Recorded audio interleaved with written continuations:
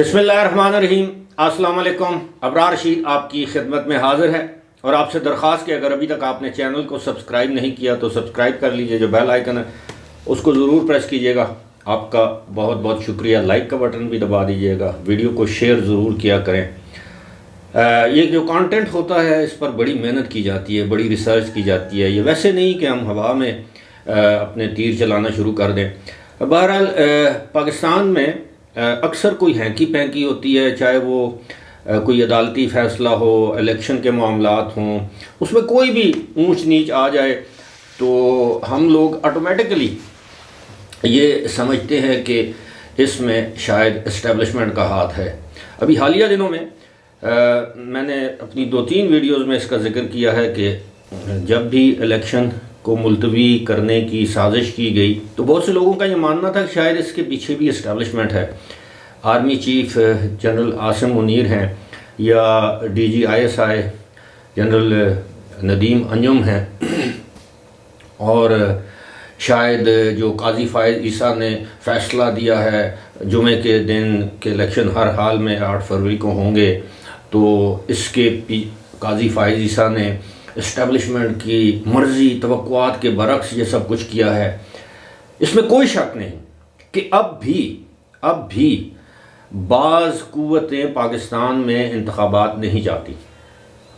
एक तो निगरान सेटअप, चाहे वो मरकज़ में हो, पंजाब में हो, खैबर पख्तूनख्वा में हो, उनकी दिहाड़ियाँ लग रही हैं भाई। कभी आपने पाकिस्तान की तारीख़ में सुना है कि निगरान सेटअप 1 साल तक रहे? अब जनवरी में मेरा ख्याल 25 या 26 जनवरी को पंजाब के निगरान सेटअप का 1 साल मुकम्मल हो जाएगा। इसी तरह आप खैबर पख्तूनख्वा में देखें तो असम्बलियाँ कब डिज़ाल्व हुई थी। यानी निगरान सेटअप अक्सर 60 से 90 दिन तक का होता है, लेकिन इस मरतबा तवालत मिल गई इनको, इनके सेटअप को, तो वो भी नहीं चाहते। दूसरी बात यह है कि पाकिस्तान में कुछ ऐसे सरमायादार हैं, स्टॉक एक्सचेंज में सट्टा लगाने वाले सट्टेबाज हैं और उनका साथ देने वाले कुछ बड़े सीनियर किस्म के एंकर्स हैं जो कि ख़ुद स्टॉक एक्सचेंज में सट्टेबाजी में या इन्वेस्टमेंट में मुलव्वस हैं। बहुत टॉप क्लास के 3-4-5 बिजनेसमैन हैं जिनको सूट करता है कि निगरान सेटअप रहे। उन्होंने बावर कराने की कोशिश भी की बारहा कि देखें जी स्टॉक एक्सचेंज ऊपर जा रही है, मुल्क के मुआशी हालात ठीक हो रहे हैं।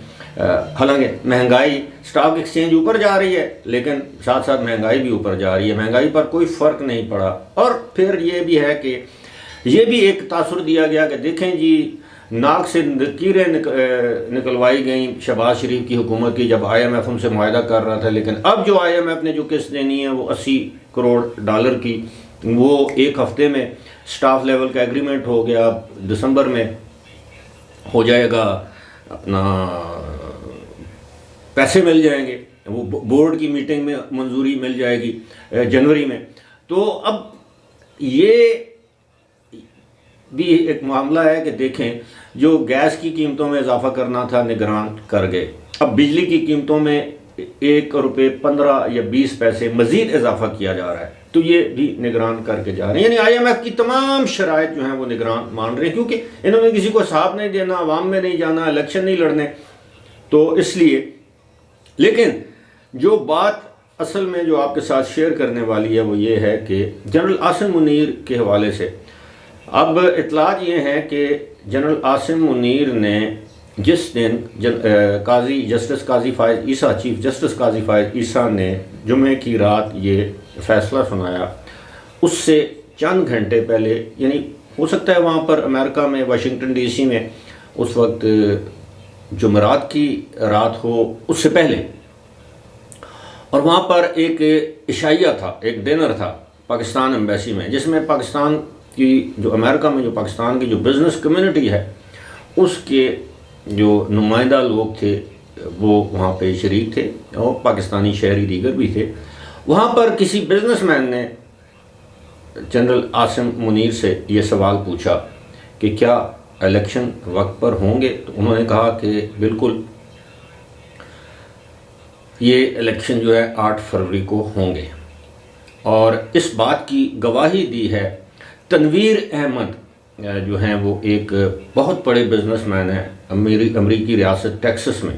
اچھا، تنویر احمد کے بارے میں آپ کو یہ بھی بتاتا چلوں کہ نسٹ جو National University of Science and Technology Islamabad میں جو ہے، جس کو نسٹ کہتے ہیں، obviously وہ اسٹیبلشمنٹ پاک فوج کے زیر انتظام ہی ایک یونیورسٹی ہے۔ نسٹ کو تنویر احمد نے، جو بزنس مین ہیں، انہوں نے $9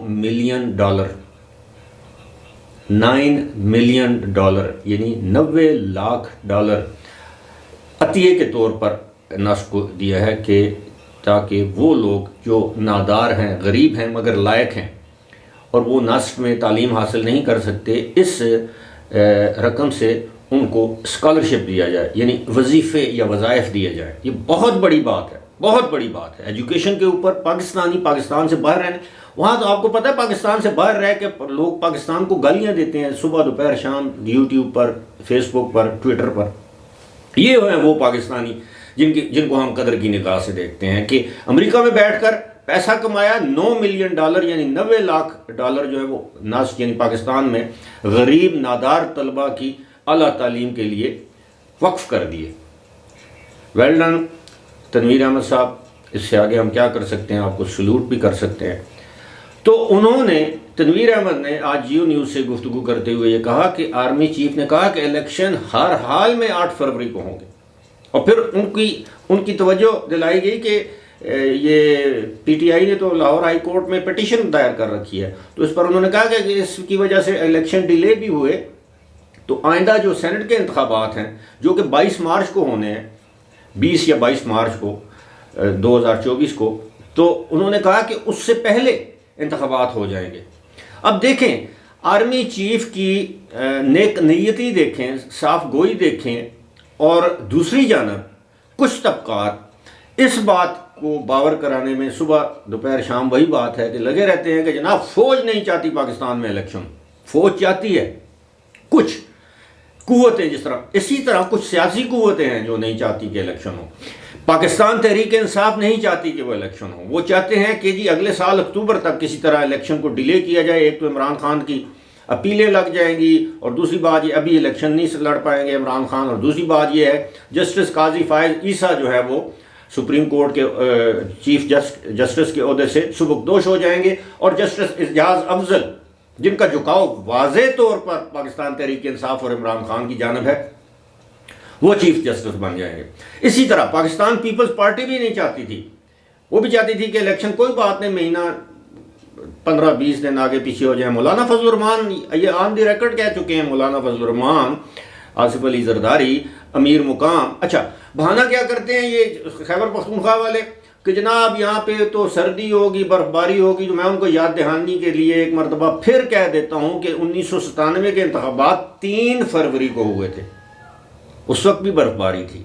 تو جن علاقوں میں چترال ہے، کان ناران ہے، جن کو میں واقعی لوگ نہیں جا سکتے پولنگ سٹیشن پر، ان میں بعد میں الیکشن ہو سکتے ہیں، لیکن اب چند حلقوں کی خاطر پورے پاکستان میں الیکشن ملتوی نہیں ہو سکتے۔ یہ بڑی خوشائند بات ہے، اور میں سمجھتا ہوں کہ قاضی فائز عیسیٰ کے فیصلہ آنے سے پہلے آرمی چیف یہ بیان دے چکے تھے امریکہ میں کہ جی پاکستان میں الیکشن وقت پر ہوں گے۔ حالانکہ یہ آرمی چیف کا کام نہیں ہے، اگر ہم یہ دیکھیں تو آرمی چیف کا یہ کام نہیں ہے، یہ کام ہے چیف الیکشن کمشنر کا یا الیکشن کمیشن آف پاکستان کا کہ وہ الیکشن کروائیں۔ لیکن پاکستان 24/7 24 گھنٹے افواہوں کی زد میں رہتے ہیں، ہم کیا کریں؟